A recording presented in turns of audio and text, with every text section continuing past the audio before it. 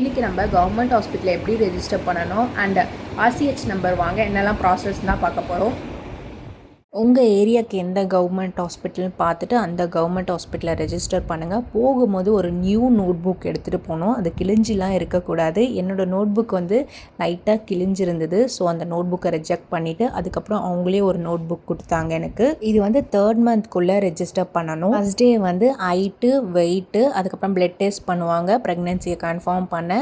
அதுக்கப்புறம் டாக்டர் கிட்ட செக்அப் போகணும். ஆஃப்டர் டாக்டரோட செக்அப்க்கு அப்புறம் நர்ஸ் வந்து கொஞ்சம் டீட்டெயில்ஸ்லாம் கேட்பாங்க, வாங்கிட்டு சென்ட் பண்ணிடுவாங்க. ஆஃப்டர் ஒரு 2 to 3 டேஸ்க்கு அப்புறம் கால் பண்ணி ரெஜிஸ்டர் பண்ணுறதுக்காக கொஞ்சம் டீட்டெயில்ஸ் அகைன் கேட்பாங்க. ஃபைனலி நீங்கள் ஆதார் கார்டில் என்ன நம்பர் கொடுத்துருக்கீங்களோ அந்த நம்பருக்கு ஓடிபி வரும். அந்த ஓடிபியும் சொல்லணும் ஃபார் ரெஜிஸ்ட்ரேஷன் வந்து கம்ப்ளீட் பண்ண. ஒன்ஸ் ரெஜிஸ்ட்ரேஷன் கம்ப்ளீட் பண்ண உடனே கொஞ்ச நேரத்துலேயே ஆர்சிஹெச் நம்பர் உங்களுக்கு வந்துடும்.